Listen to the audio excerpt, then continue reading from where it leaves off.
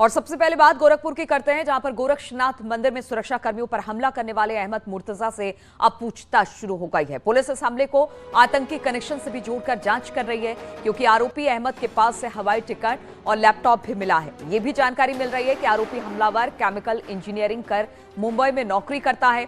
दरअसल रविवार शाम एक सिरफिरा शख्स धारदार हथियार के साथ गोरक्षनाथ मंदिर के मेन गेट पर घुस गया और वहां पर तैनात सुरक्षा कर्मियों पर हमला कर दिया। इस हमले में 2 सुरक्षाकर्मी गंभीर रूप से घायल हो गए हैं।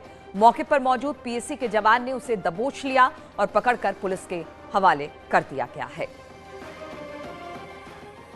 और अब पुलिस इस पूरे मामले की छानबीन कर रही है। शख्स की बात कि ये कहां से आया था, क्या करता है, इन तमाम बातों पर पड़ताल करने में पुलिस जुटी हुई है। बताया जा रहा है कि आतंकी कनेक्शन भी हो सकता है, इस बात से भी इनकार नहीं किया जा रहा है। बातचीत करने के लिए रामगोपाल इस वक्त फोन लाइन पर हमारे साथ जुड़ गए हैं। रामगोपाल, अब तक कुछ पता चल पाया है, कौन है ये शख्स, किस मंसूबे के साथ आखिर गोरक्षनाथ मंदिर में घुसा था?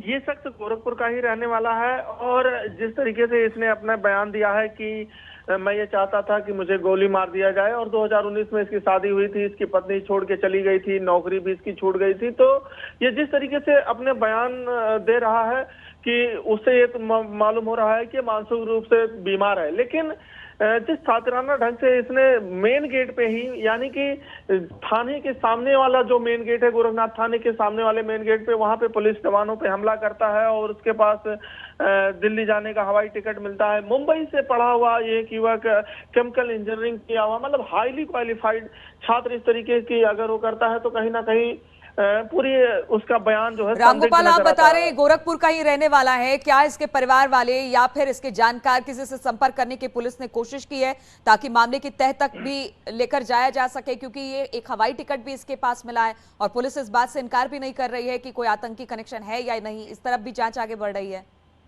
बिल्कुल बिल्कुल, पुलिस ने इनके घर वालों को पूछताछ के लिए एटीएस की टीम ने उठा लिया था रात में और वो बाकायदा पूछताछ कर दी है। इनके परिवार का ही सिविल लाइन क्षेत्र में एक नर्सिंग होम भी है, तो वो उन्हीं खानदान के ये व्यक्ति हैं और वहीं पे इनका पूरा परिवार रहता है। इनके पिता रहते हैं, तो इनके जो अन्य लोग हैं, इनके रिश्तेदार हैं, उन लोगों से अब पुलिस पूछताछ कर रही है और इस पूरे घटनाक्रम की एसटीएफ के साथ साथ एटीएस की टीम भी जांच कर रही है और लगातार इस पे नजर बनाए हुए। अब पूरा जांच इस दायरे में सिमटता चला जा रहा है कि ये जो हमला करने वाला व्यक्ति है ये बेहद शातिर व्यक्ति है या फिर ये मानसिक रूप से बीमार है। पुलिस इसमें कोई भी एंगल छोड़ना नहीं चाहती है, क्योंकि मामला गोरक्षनाथ मंदिर का है और इसी कारण इसको टेरर एंगल से भी जांच की जा रही है और एटीएस ने भी इस पूरे मामले को अपने हाथ में ले लिया है। एटीएस अब इसका पूरा विदेशी कनेक्शन जो है उस कनेक्शन को छानने के लिए एटीएस भी पूरी तरीके से सक्रिय हो गई है। उनके घर वालों से अब एटीएस भी यहाँ पे पूछताछ कर रही है। जी ठीक है, घर वालों से भी पूछताछ हो रही है, लेकिन जिस वक्त गोरक्षनाथ मंदिर के अंदर ये दाखिल हुआ, सुरक्षा कर्मियों पर इसने हमला किया, इसके हाथ में कौन सा हथियार था और फिर इसके बाद इसने क्या कुछ कहा?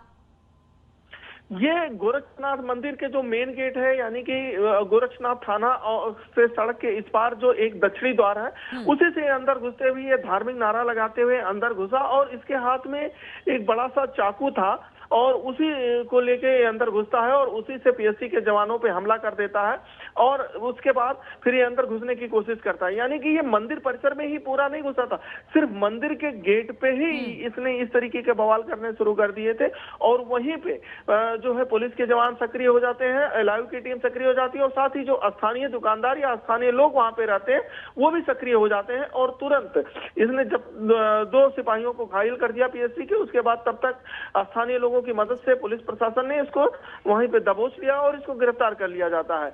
और जो 2 लोग जो सिपाही घायल होते हैं उनको इलाज के लिए भेज दिया जाता है। चूंकि ये भी घायल हो जाता है तो इसको भी इलाज करा के फिर पुलिस इससे पूछताछ अभी कर रही है। जी चलिए, बहुत बहुत शुक्रिया आपका रामगोपाल हमारे साथ जुड़ने के लिए। और एडीजे गोरखपुर जोन ने इस पूरे मामले को लेकर क्या कहा है, आइए सुनते हैं जरा।